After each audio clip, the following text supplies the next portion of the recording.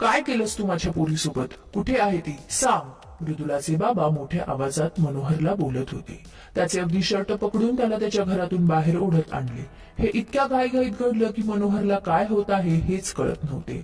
मनोहर म्हणाला, तुम्ही काय बोलत आहात? मला काहीच कळत नाही.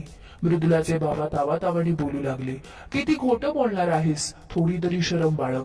6 महिने झाले नाही लग्नाला आणि तू पोरीला त्रास द्यायला लागलास. तू आता काही माहीत नसल्याचा बनाव करू नकोस. सांग लवकर, मृदुला कुठे आहे? मनोहर म्हणाला, ती तुमच्या इथेच आली होती. मला म्हणाली आई बाबाची खूप आठवण येते आहे. 4 दिवस माहेरी जाते. काल दुपारी तिने फोन केला, मला पोचली म्हणून सांगितले. मृदुलाचे बाबा, किती खोटं बोलणार आहेस? किती ढोंगी आहेस रे तू?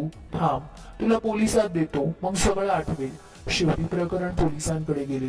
पोलीस मनोहरकडे चौकशी करू लागले. सांग, कुठे आहे तुझी बायको? काही बरे वाईट तर नाही केलेस ना? पोलीस त्याला संशयाच्या नजरेने पाहत होते.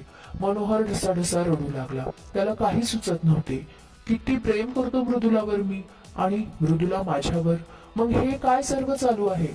तो हात जोडून स्वतःच्या मेलेल्या आईची शपथ घेऊन सांगत होता, सर, मला खरंच माहित नाही मृदुला कुठे आहे. मनोहर पोलिसांच्या कचाट्यात सापडला होता. त्याचं डोकं बधीर झालं होतं. मृदुला कुठे गेली होती? सर्वांनाच खूप काळजी वाटत होती. काही मार्ग नव्हता. मृदुला बेपत्ता होती. ना तिच्या नवऱ्याला माहित होतं, ना तिच्या वडिलांना. कोण खरं बोलते काही कळण्यास मार्ग नव्हता. त्याला वाचवणारं, त्याला ऐकून घेणारं कोणीही नव्हतं. जी होती तिला रागाच्या भरात खूप काही बोलला होता. सगळे संबंध तोडले होते. ती म्हणजे स्वरा. स्वरा त्याची मोठी बहीण. खूप काही बोलला होता. कारणही तसेच होते. पण आज कुठेतरी त्याला बहिणीशी संबंध तोडल्याचा पश्चाताप होत होता. रागाच्या भरात किती अपमान केला होता. ज्या ताईने संसाराची घडी बसवली होती त्या ताईलाच दूर लोटले होते. कितीतरी महिने झाले होते ताईशी बोलला नाही आणि भेटण्याचा प्रश्नच नव्हता.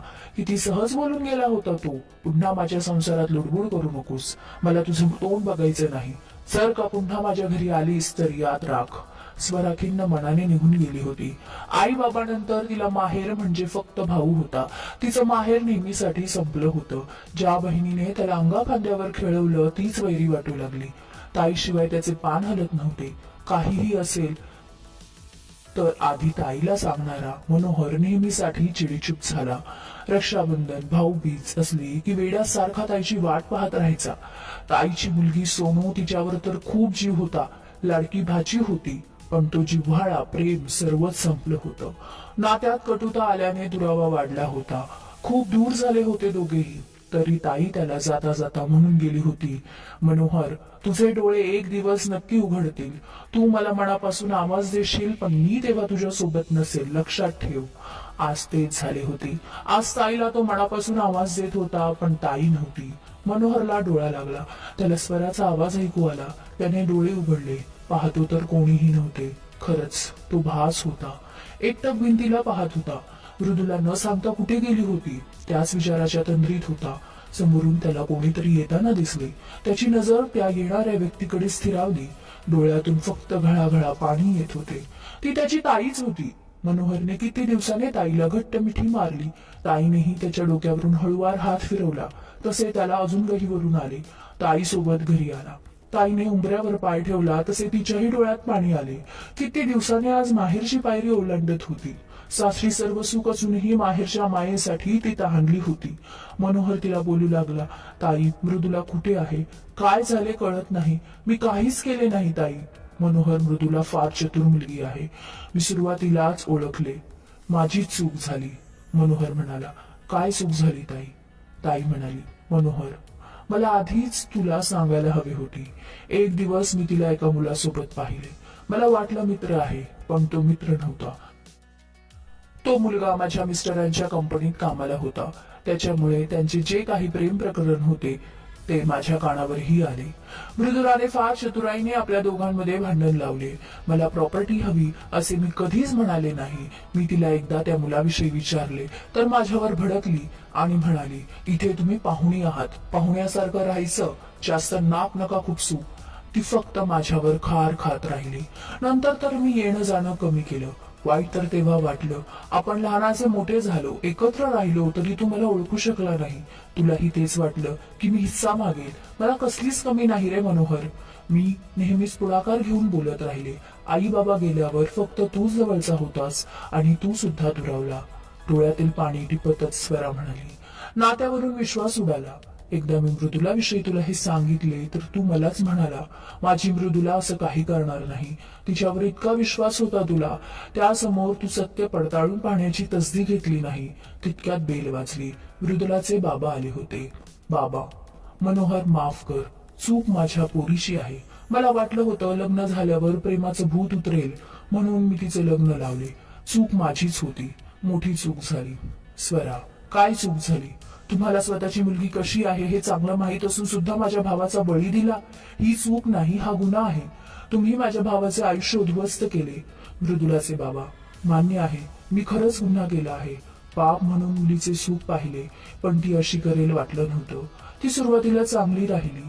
त्या मुलाला विसरली म्हणून असे दाखवले. थोड्या दिवसाने आम्हाला सांगू लागली, मनोहर खूप त्रास देतो, मारहाण करतो. म्हणून मनोहरवर आम्हाला शंका आली. आम्हाला वाटलं मनोहरने काही केले का, पण आज आम्हाला कळलं की ती त्या मुलासोबतच आहे. खरंच जी सजा द्याल ती कबूल आहे. मनोहर म्हणाला, मी काय सजा देणार तुम्हाला? मलाच भोगायचे आहे आता. खरं प्रेम केल्याची शिक्षा. कधी तिच्यावर हात उचलला नाही आणि तरी माझं नाव खराब केलं. माझी जी इज्जत गेली ती तुम्ही परत आणून देऊ शकाल? तो पुन्हा रडू लागला. स्वरा म्हणाली, मनोहर, सांभाळ स्वतःला. तुला माहित आहे ना, तू निर्दोष आहे. तू काही केले नाही तर तू कशाला मनाला लावून घ्यायची? मृदुला खूप चुकीचं वागली तुझ्यासोबत. एकदाही मी तिने विचार करू नये असे वागताना. मला आजही तुझ्यावर विश्वास आहे. तू कधीच चुकीचा नव्हता. तू चांगला नवरा म्हणून संसार करत राहिला. गुन्हा तर तिने केला आहे. तुझ्यावर खोटे आळ घेतले. बहीण भावांमध्ये फूट पाडली. स्वतःचं प्रेम मिळवण्यासाठी चुकीचा मार्ग अवलंबला. पळून जाण्यासाठी तिने जी हिंमत दाखवली, जर तिने तीच हिंमत आधी आई वडिलांना लग्नाला विरोध करण्यासाठी दाखवली असती तर आज ही तुझ्यावर परिस्थिती आली नसती. तिने तुझं आयुष्य दावणीला का लावायचे? देव तिला कधीच माफ करणार नाही बघ, कधीच माफ करणार नाही. मनोहरने स्वरासमोर हात जोडले. तसे स्वराला गहीवरून आले. तिने स्वतःला सावरलं. थोड्या वेळाने स्वराची मुलगी सोनू आली. तिने मनोहरला घट्ट मिठी मारली आणि म्हणाली, मामा, खूप आठवण येत होती तुझी. खूप मिस केले. आई तुझ्यासाठी रोज रडायची आणि आम्ही आईला पाहून रडायचो. सर्वांच्या अश्रूंनी नात्यातील दुरावा वाहून गेला होता. नात्यातील गैरसमज दूर झाले आणि नातं पुन्हा जवळ आले होते, बहरले होते.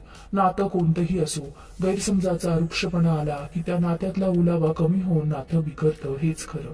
जर वेळीच गैरसमज दूर केले की नातं भक्कम होते. समाप्त. कथा पूर्णतः काल्पनिक आहे. लेखिका अश्विनी पाखरे ओगले. तुम्हाला जर कथा आवडली असेल तर चॅनलला जरूर सबस्क्राईब करा. लवकरच भेटू नवीन कथेसह.